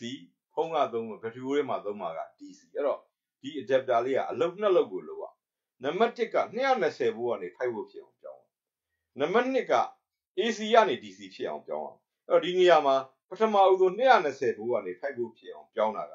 ပုံမှာခုအနီဝိုင်းနဲ့ပြထားတဲ့ transformer ပါ transform ပြောင်းပြီးဒါလမ်းထိပ်မှာတွေ့ရတဲ့ transformer ကြီးတွေအသေးစားပဲဖြစ်ပါတယ်အဲ့တော့သူကအိမ်သုံးလျှက်စစ်220 volt ကနေကိုလိုချင်တဲ့ဘို့ရအောင်ပြောင်းမှာဖြစ်ပါတယ်ဘို့သာပြောင်းသွားတာပါ AC ပဲရှိပါသေးတယ် DC မဟုတ်သေးပါဘူးအဲ့ဒီဟာပြီးတော့မှသူ့ကို DC ဖြစ်အောင်ပုံမှန်များတဲ့ diode ကလေးကိုသုံးပြီးပြောင်းမှာဖြစ်တယ်အဲ့ဒါပြီးတော့ဒီမှာ resistor R နဲ့ circuit မှာပေါ်ပြထားပါတယ်ဒါကတော့အသုံးပြုမဲ့ပစ္စည်းပါဖုန်းမှာသုံးမယ်ဆိုတော့ဒီ resistor R ရဲ့နေရာမှာဖုန်းရဲ့ battery ကိုဝင်လာမှာဖြစ်ပါတယ်အခုဒီမှာဒီပုံလေးကိုကြည့်မယ်ဆိုရင်သင်ရိုးစာအုပ်ကတော့ဒီပုံလေးပဲပေါ်ပြထားပါတယ်ဒီပုံလေးကဘဇုရဲ့ပုံမှာလဲကောင်းစဉ်အတိုင်းပါပဲ half wave rectifier တစ်ခုရဲ့ပုံပဲဖြစ်ပါတယ်ဒါကြောင့်မလို့ the circuit of a half wave rectifier consists of one diode ပုံမှာကြည့်ပါ diode D ဆိုတာလေးတစ်လုံးနဲ့ပဲပါလာတွေ့ရမှာဖြစ်ပါတယ်ဟုတ်ပြီအဲ့ဒါဆိုလို့ရှိရင်ဒီမှာအဝင်က plug ပေါက်မှာသွားထိုးမှာ AC input ဆိုတာရှိပါမယ်သူက transformer ရဲ့ပထမ coil primary coil နဲ့ဝင်လာပါမယ်ပြီးရင်ဒုတိယ coil secondary coil AB ကနေပြန်ထွက်မှာဖြစ်ပါတယ်အဲ့လိုထွက်တဲ့အခါမှာသူက AC ပဲထွက်မှာဖြစ်ပါတယ်ဒါကြောင့်မို့လို့ဒီအပိုင်းလေးဒါလေးက transformer လေးအဝင်ဘက်က AC input ပါအထွက်ဘက်က AB မှာနော်အဲ့တော့ AB မှာဖြစ်ပေါ်လာမယ်ဘို့ဒီသူဒီဘိုးအားတော့နည်းသွားမယ်ကြိုက်တဲ့ဘိုးကိုပြောင်းသွားသို့တော်လည်း alternating current ပဲဖြစ်ပါသေးတယ်ဒါကြောင့်မို့လို့ဟောဒီ AB မှာဖြစ်လာမှာလေးကို the secondary offset transformer deliver an AC voltage AC လို့ရေးတာဖြစ်ပါတယ်အခု AB ကနေရမှာ AB ဆိုတာကပုံမှာကြည့်ရင် AB အဲ့ဒီ AB ဟာ secondary offset transformer သူကပေးမှာက AC voltage ပဲပေးမှာဖြစ်ပါတယ်ဒါကြောင့်သူကနေရလာမယ့်ကောင်ကို BAB လို့ရေးပါမယ်အခုဒီပုံလေးကိုဆွဲပါဒီပုံလေးက chapter 12မှာဆွဲခဲ့တဲ့ alternating current ရဲ့ပုံပဲဖြစ်ပါတယ်သူကအပေါင်းပိုင်းနဲ့ပါတယ်အနှုတ်ပိုင်းနဲ့ပါတယ်ဒါ AC waveform တစ်ခုရဲ့ပုံအခုချိန်ထိ current က DC မဖြစ်သေးပါဘူး rectify မလုပ်ရသေးပါဘူးသူကဘိုးအားပဲပြောင်းသေးတာပါ AC ပဲရှိပါသေးတယ်ဒီချိန်သားမှာသူကအခုပုံမှာပြတဲ့အတိုင်းဒါလေးဟာ the secondary of the transformer deliver တဲ့ AC voltage ဒီစာကြောင်းကဒီပုံလေးကိုဆိုလိုတာဖြစ်ပါတယ်သို့သော circuit မှာသူကဒိုင်ကိုတစ်လုံးတက်ဆင်ထားပါဒိုင်ကိုတစ်လုံးတက်ဆင်ထားတဲ့အတွက်ကြောင့်ဒီပုံမှာကြည့်ရင်ဒါဒီဒိုင်အုပ်လေးပဲဖြစ်ပါတယ်အဲ့တော့ဒီအချိန်မှာ AC waveform ကိုကြည့်မယ်ဆိုရင်ဒါ first half cycle ဆိုတာကဒီမှာပါတဲ့ကောင် cycle တစ်ခုစီအခုဒီနေရာကနေပြီးတော့အခုဒီနေရာအထိ one wave one cycle ဒါက chapter 12မှာသင်ပြီးသားပါသူ့ရဲ့တဝက်ဆိုတော့အခုဒီဘက်မှာပိုင်းပြတဲ့အပိုင်းလေးဟောဒီအပိုင်းလေးပဲဖြစ်ပါတယ်ဒီအပိုင်းလေးဒါလေးဟာသူ့ရဲ့ first half ပထမလှိုင်းဝက်ပဲဖြစ်ပါတယ်အဲ့ဒီပထမလှိုင်းဝက်မှာကြည့်မယ်ဆိုရင်သူက alternating current ဖြစ်တဲ့ကြောင့် A က higher potential မှာရှိမယ်လို့ထားပါမယ် B က lower potential A က B ကျမြင့်တယ်ဆိုရင် current ဘယ်လိုစီးသလဲ conventional current တို့သည် higher potential to lower potential စီးတယ်ဆိုတာရှေ့မှာ concept ပြောပြီးသားပဲဖြစ်ပါတယ်အဲ့တော့ A ဘက်ကနေ B ဘက်ကိုသွားမှာဖြစ်ပါတယ် A ဘက်ကနေ B ဘက်ကိုသွားတဲ့အခါမှာ resistor ရှိကိုမရောက်ခင်သွားရလမ်းကြောင်းမှာရှိတဲ့ diode ကိုကြည့်ပါ diode မှာမြားကို current စီးနိုင်ပါသလား one way စီးနိုင်လို့ပြထားတာဖြစ်ပါတယ်ဒါကြောင့်မလို့ first half မှာတော့ဒီ diode ထက်ကိုဖြတ်ပြီးတော့ current I စီးမှာဖြစ်ပါတယ်တို့အတွက်ကြောင့် during the first half of the cycle ဆိုတာကဟိုဘက်မှာရှိတဲ့ AC waveform မှာရှိတဲ့ one wave one cycle ရဲ့တဝက်ကိုပြောတာဖြစ်ပါတယ်အဲ့တော့ A is at higher potential than B A ဟာ B ထက်မြင့်ပါမယ် so that the current flows through the resistor R အဲ့ဒီချိန်မှာ resistor R ကိုဖြတ်မှာပါဒီအနေထားမှာ diode ဒီ forward bias အနေထားပဲဖြစ်ပါတယ်အဲ့ဒါပြီးရင်တော့ ဒုတိယဒီမှာကြည့်မယ်ဆိုရင်ဒါပထမ line web ထဲကို current ဖြတ်စီးသွားတဲ့အတွက်ကြောင့်ဒီ resistor ကြီးကိုရောက်လာမဲ့ကောင်ကဒါ current ဒီငကိုအတိုင်းပဲထွက်လာမှာဖြစ်ပါတယ်ဒါ output ကိုပြလာဖြစ်ပါတယ်အဲ့ဒါပြီးဒုတိယ line web ကိုကြည့်ပါဒုတိယ line web ကိုကြည့်မယ်ဆိုရင်တော့ဒုတိယ line web အချိန်မှာသူက alternating current လို့ပြောတဲ့အတွက်ကြောင့်သူကအပေါင်းလို့ပြောင်းသွားပါပြီ A ဘက်ကအပေါင်းမဟုတ်တော့ B ဘက်ကအပေါင်းဖြစ်သွားအဲ့တော့ B ဘက်ကအပေါင်းဖြစ်သွားပြီဆို B ကပိုမြင့်သွားအဲ့တော့ဒီ second half မှာ B ကပိုမြင့် B ဘက်ကနေ A ဘက်ကိုစီး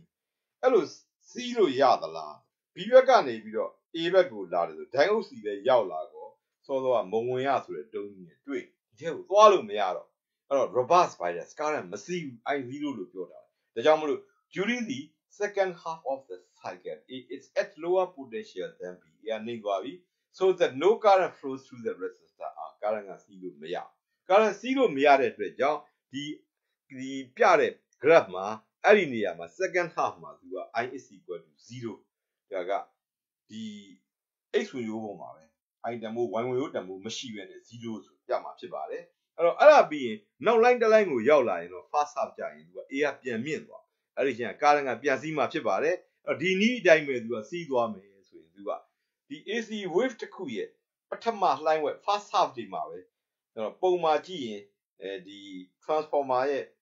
အမှတ် A ပေါ့ secondary ရဲ့အမှတ် A က higher potential ဖြစ်တုံးမှာပဲသူက current စီးအဲ့ချိန်မှာပဲ diode က forward bias ဖြစ်တယ်အဲ့ချိန်မှာပဲစီးတယ်အဲ့တော့အဲ့ချိန်မှာ output ကထွက်လာမှာကအောက်က I နဲ့ T နဲ့ပေါ်ပြတဲ့ပုံ DC ဖြစ်သွားပြီအဲ့ဒီမှာအနှုတ်ပိုင်းတွေမပါတော့ဘဲနဲ့အပေါ်ပိုင်းအပေါင်းပိုင်းတွေဖြစ်သွားအဲ့တော့ဒီ circuit လေးကနေပေးမဲ့ကောင်ဒီ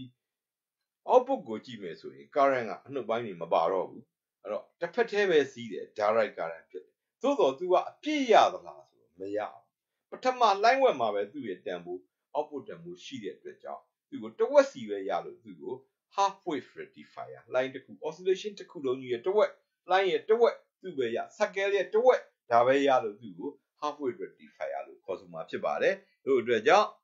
the variations of the current I with the time t is shown in the figure ဒါအောက်ဆုံးက I နဲ့ T နဲ့ဆွဲထားတဲ့ graph လေးကိုပြောတာဖြစ်ပါတယ်အဲ့တော့ I နဲ့ T တို့ရဲ့ပြောင်းလဲပုံကို graph နဲ့ပေါ်ပြတယ်ပြောပါအဲ့ဒီ graph ကိုသွားကြည့်မယ်ဆိုရင်ပြောင်းလဲပုံကိုကြည့်မယ်ဆိုရင်သူကပထမ line ဝက်မှာပဲသူက current ကစီးနေတာတွေ့ရပါတယ်ဒါကြောင့်မလို့သူက line အပြည့်မရပါဘူးတဝက်ပဲရပါတယ်တို့အတွက်ကြောင့် as the current flows through are for every first half of the cycle or halfway cycle တစ်ခုရဲ့ပထမတစ်ဝက်သို့မဟုတ် line ရဲ့တစ်ဝက်ပဲ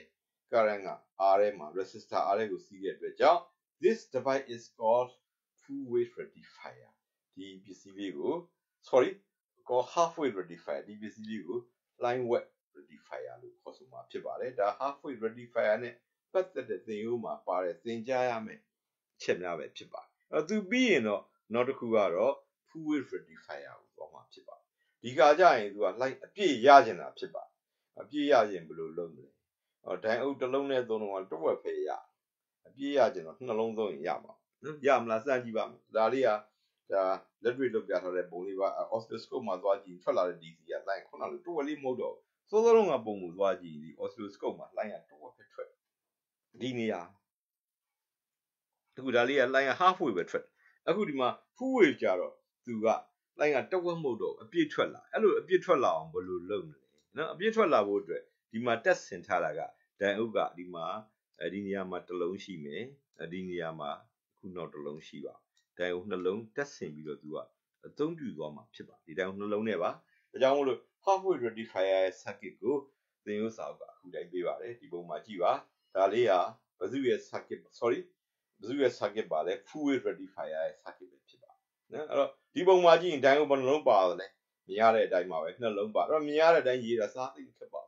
circuit လေးရအောင်ဆိုမြင်ရတဲ့အတိုင်းရေးအဲ့တော့ခေါင်းစဉ်ကပါခေါင်းစဉ်နဲ့ full wave rectifier ရဲ့ circuit ဒိုင်အုပ်ဘယ်နှလုံးပါတယ်နှလုံးပါတယ်အကောက်ရေးလိုက်ပါ the circuit of a full wave rectifier consists of two diodes မြင်ရတဲ့အတိုင်း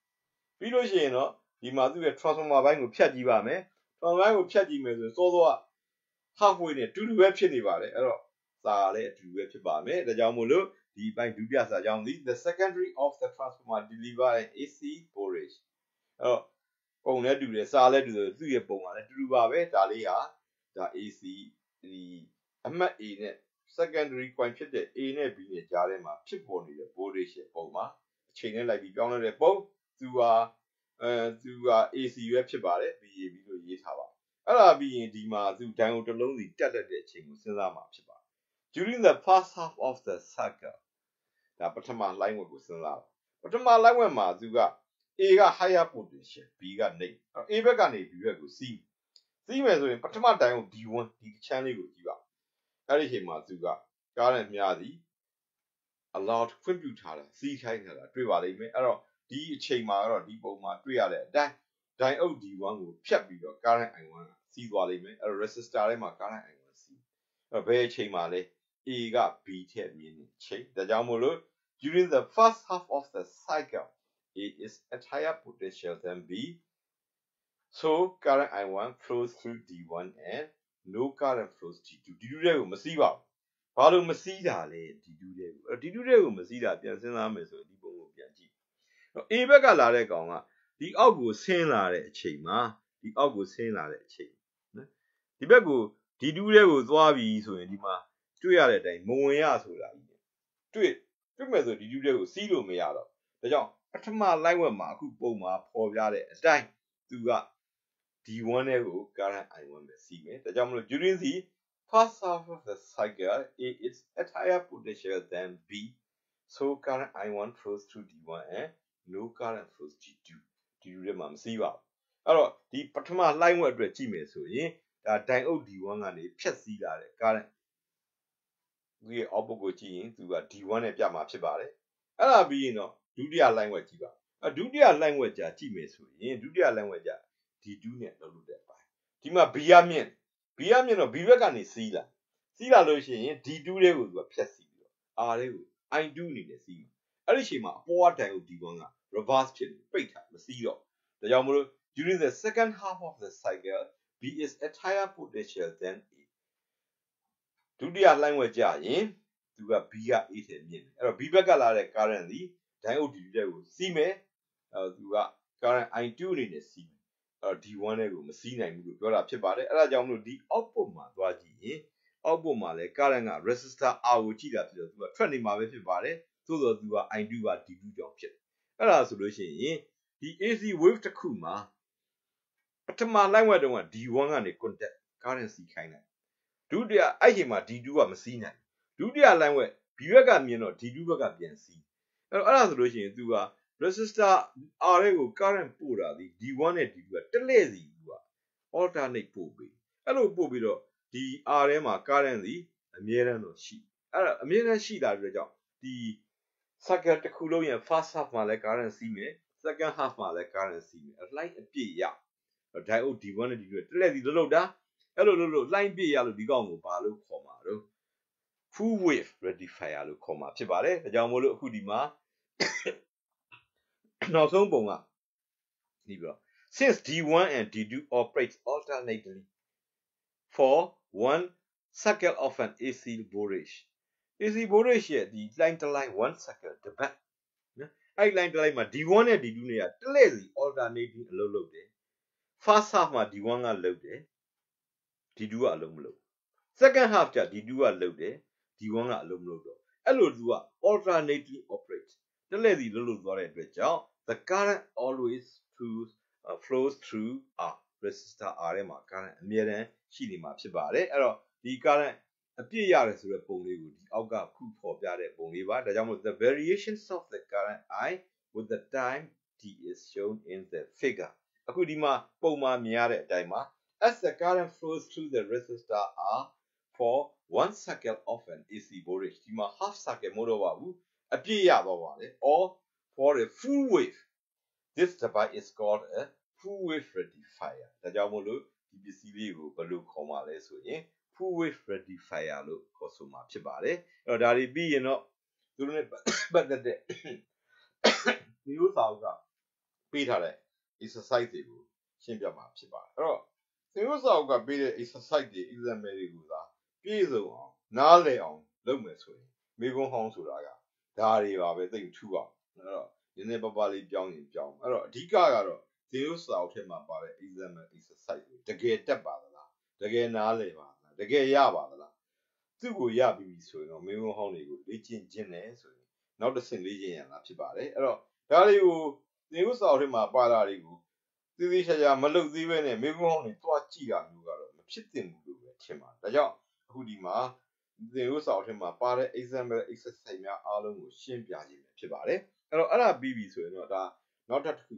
သင်ဥမှာပါတာက exercise number 3ပါအဲ့တော့ number A က describe the construction of the vacuum diodes and p-n junction diode အဲ့ဒီမှာနှစ်ခုကိုနှိုင်းယှဉ်ပေးတာ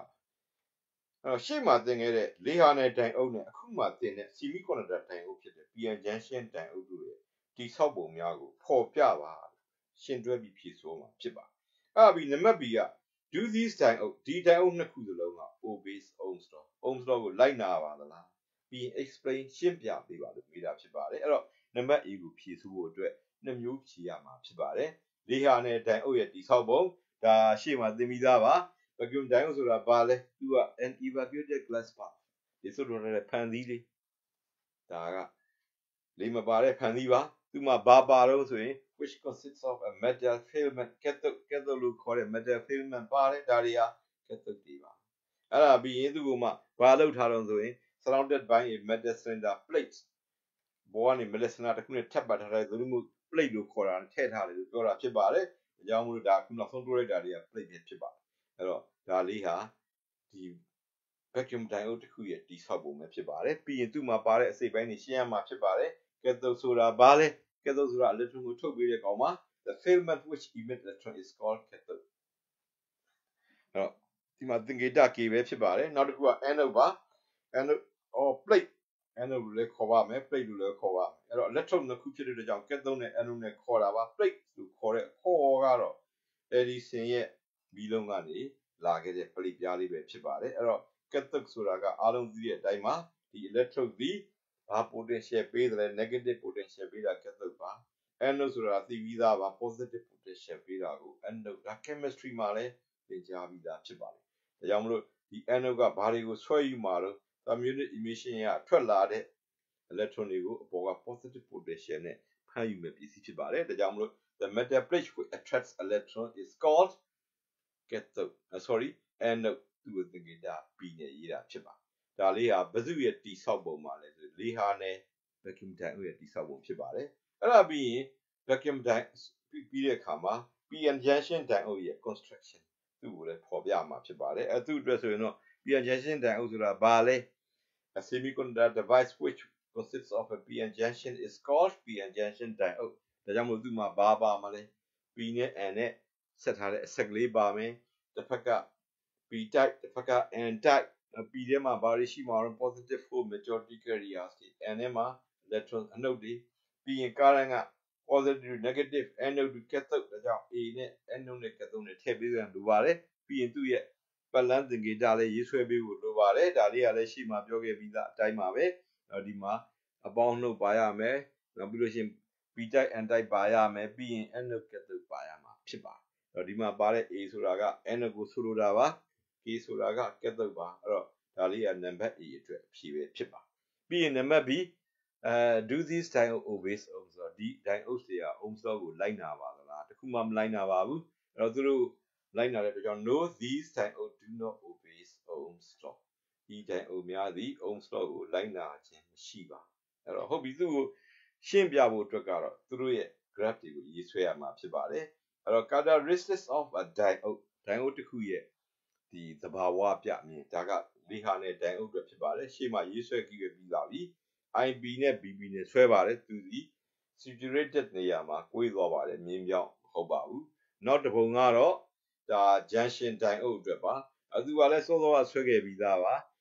သူကလည်းပဲအခုလိုပဲမြင်းပြောင်းမဟုတ်ပါဘူးအဲ့ဒါပြီးရင်တော့သူတို့နှိုင်းရှင်ဖော်ပြဖို့အတွက် Ohm's law ရဲ့ graph ပဲဖြစ်ပါတယ် Ohm's law မှာကတော့ B နဲ့ I နဲ့ဓာတ်ရဲ့အချိုးတူလို့ရရှိမဲ့ graph ဒီ straight line ဖြစ်ပါလိမ့်အဲ့တော့ဒီကနေမှတစ်ဆင့်ဒီပုံလေးတွေရေးဆွဲပြီးတဲ့အခါမှာ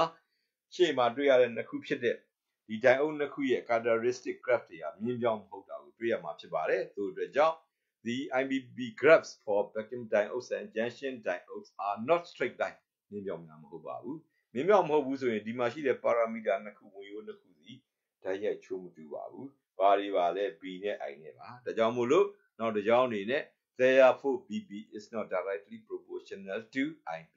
BB နဲ့ IB နဲ့တိုက်ရိုက်ချိုးမတူပါဘူးသို့အတွက်ကြောင့် so these diode do not obey Ohm's law သို့အတွက်ကြောင့် E diode များသည် Ohm's law အားလိုက်နာခြင်းမရှိကြပါဒီလိုဖြစ်ဆိုမှာဖြစ်ပါတယ်အဲ့တော့နောက်တစ်ခုကတော့ exercise number 5ပဲဖြစ်ပါတယ် What is meant by forward bias and reverse bias Explain these terms using circuit diagram forward bias ဆိုတာဘာလဲ reverse bias ဆိုတာဘာလဲဒီဟာတွေကို circuit ပုံများရေးဆွဲပြီးတော့ရှင်းပြပါလို့မေးတာဖြစ်ပါတယ်ဒါလည်းပဲရှိစောစောကပြောခဲ့ပြီးသားပဲဖြစ်ပါတယ်အတဲ့နဲ့ပြောင်းပြန်မှာ forward bias မှာတက်ရမှာဖြစ်ပါတယ် if a battery is drawing with its positive terminals to the p-type semiconductor အပေါင်းပေါင်းချင်းဆက်မှာဖြစ်ပါတယ်ပြီးလို့ရှိရင် and အနှုတ်နှုတ်ချင်းဆက်မှာဖြစ်ပါတယ် its negative terminals to n-type p-n junction is said to be in forward bias အဲ့တော့ဒီမှာ current စီးပါတယ် current များထည့်ရပါမယ် I not equal to 0ဖြစ်ပါလိမ့်မယ်သူကဘာသဘာဝရှိတယ်ဆို conductor nature ရှိတယ်ကြောင့် small resistance မှာအဲ့ဒါပြီးရင်နောက်တစ်ခု reverse bias လို့ပါသူကပြောင်းပြန်လို့ပြောပါတယ်ဒါကြောင့်မို့လို့ပြောင်းပြန်ဆက်ရမှာဖြစ်ပါတယ် if a battery is drawing with its positive terminals to n-type battery ရဲ့အပေါင်းကို positive terminal ကို n-type အနှုတ်နဲ့ဆက်ရမှာပါအခုလိုဆက်ပါမယ်ပြီးရင်နောက်တစ်ခုကလည်းပြောင်းပြန်ပါပဲ battery ရဲ့အနှုတ်ကို p-type ကိုသွားဆက်မှာဖြစ်ပါတယ် and its negative terminals to p-type အခုလိုဆက်ပါမယ်အဲ့လိုဆက်တဲ့အခါမှာဒီလိုဆက်တာကိုဘာလို့ခေါ်မှာလဲ reverse bias လို့ခေါ်မှာပါ the p-n junction is said to be reverse bias current စီးပါသလားမစီးပါဘူးဒါကြောင့်ညာဘာလို့မထည့်ပါနဲ့ I is equal to 0ဖြစ်ပါတယ် current မစီးရင်သူက insulator ပါဒါကြောင့်မလို့ very large resistance ဒါဟာနံပါတ်5အတွက်ဖြည့်ပဲဖြစ်ပါတယ်အဲ့တော့ဒါတွေပြီးရင်တော့နောက်တစ်ပုဒ်ကနံပါတ်6ပါ A what is a rectifier rectifier ဆိုတာဘာလဲ describe the functions of fluid rectifier အဲ့တော့ဒါတွေကတော့ rectifier definition ရှေ့မှာပြောပြီးသားပါ rectifier ဆိုတာကဒီလျှပ်စစ်ပစ္စည်းတစ်မျိုးပဲဖြစ်ပါတယ်အဲ့တော့သူကဘာလုပ်ပေးတာတုံးဆို AC ကနေ DC ပြောင်းတာပါဒါကြောင့် a rectifier is an electrical device which converts an alternating current AC into direct current DC ဒါသူရဲ့ definition ပဲဖြစ်ပါတယ်ပြီးရင် fluid rectifier တခုရဲ့အလုပ်လုပ်ပုံဒါကတော့ဒီမှာဖော်တော့ပြလိုက်ပါမယ်သို့သောဖတ်မပြတော့ပါဘူးရှေ့မှာပြောပြီးသားပါဒါ fluid rectifier တခုရဲ့ပုံသူ့ကို circuit လေးဆွဲရမှာဖြစ်ပါတယ်ဒီ circuit ကဘယ်သူရဲ့ circuit ပါလဲ fluid rectifier ရဲ့ circuit ပါပုံမှာကြည့်ပါ diode ဘယ်နှလုံးပါလဲနှလုံးပါဒါရေးရ what the circuit of a fluid rectifier consists of two diodes ပြီးလို့ရှိရင်ဒီ transformer နော် transformer ရဲ့ AB ကပေးတဲ့ကောင်ကဘာပေးတာတော့ခုဒီပုံမှာပြတဲ့အတိုင်းသူက B လို့ပြောလို့ voltage လို့ရေးပါ AC လို့ရေးတယ် AC voltage လို့ရေးမှာဖြစ်ပါတယ်ဒါကြောင့် the secondary of the transformer deliver an AC voltage ပုံနဲ့စာနဲ့ဒီဒီရှာတွဲထားပါမှားမရေးအောင်နော်အဲ့ဒါပြီးရင်သူရဲ့ပထမ line web ကိုပြောပါမယ်ပထမ line web မှာပုံမှာကြည့်ပါ D1 လို့ပြောပါတယ်ဒါကြောင့်မို့လို့ during the first half of the cycle A is at higher potential than B so current I1 flows through the D1 and no current flows through in D1 D2 နော်အဲ့ဒါပြီးဒုတိယ line web ပုံကိုကြည့်ပါ D2 လို့ရေးထားပါတယ်ဒါကြောင့်မို့လို့ဒုတိယ line web ဆိုတော့ first ရဲ့နေရာမှာ second လို့ရေးပါ during the second half of the cycle ကြောင်းမြန်ရေးပါ B is at higher potential than A so current D2 ပုံမှာကြည့်ရင် D2 တွေ့ပါလိမ့်မယ် D2 ရဲ့စီးတာ I2 ပါဒါကြောင့်မို့လို့ so current I2 flows in D2 and no current flows in D1 ပြီးလို့ရှိရင်သူတို့တက်လိုက်စီလုပ်လို့တယ်ဆိုတဲ့အကြောင်း since D1 and D2 operate alternately for 1 cycle of an AC voltage the current always flows through R သူရဲ့ variation ကိုဖော်ပြတာနောက်ဆုံးပုံမှာဒါကြောင့်မလို့ the variations of ဘာတွေပြောင်းလဲတာလဲပုံမှာကြည့်ပါ T နဲ့ I နဲ့ဆွဲထားပါတယ် I ဆိုတာ current မှာဒါကြောင့် the variation of the current I with the time is shown in the figure အဲ့တော့ဒီမှာအပြည့်ရပါတယ်ဒါကြောင့်မို့လို့ as the current flows through the resistor R for 1 cycle of an AC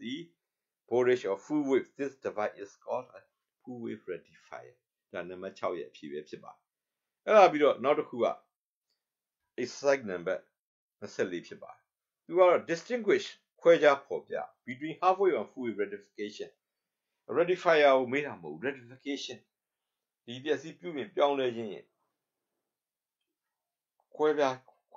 မတူညီတာကိုခွဲခြားဖော်ပြမှာဖြစ်ဘယ်လိုဖြေပါမလဲ in halfway rectification every first half of the cycle of AC input is rectified by single diode ဒီ halfway မှာဒီ AC input မှာရှိတဲ့လှိုင်းတစ်ခုလုံးပေါ့ဗျာပထမလှိုင်းလေးတွေကိုပဲ diode တစ်လုံးနဲ့သူက rectify လုပ်လိုက်တယ် rectification ကိုဖော်ပြတာဖြစ်ပါတယ်နောက်တစ်ခုက in full wave rectification full wave rectification မှာကတော့ every half of the cycle every လို့ပြောတာ every first မဟုတ်တော့ဘူးเนาะ first က second ကိုပါသွားတယ် cycle တစ်ခုလုံးရဲ့ AC input တွေကိုတဲ့ rectify by two diodes alternately diode နှလုံးကနေပြီးတော့တစ်ခုတစ်လဲစီ alternately သူက rectify လုပ်သွားဒါပြည့်ပြည့်စုံစုံနဲ့တူတူလေးဖြေပြတာပဲဖြစ်ပါတယ်အဲ့တော့ဒါဆိုလို့ရှိရင်ဒီအပိုင်းမှာရှိတဲ့ text မှာပါတဲ့ exercise တွေအားလုံးလည်းဖြေပြီးပါပြီအဲ့တော့ဒီကနေ့ကတော့ဒီလောက်နဲ့ပဲရန်နာထားမှာဖြစ်ပါတယ်ကျောင်းသားကျောင်းသူများအားလုံးကျန်းမာချမ်းသာကြပါစေခင်ဗျာ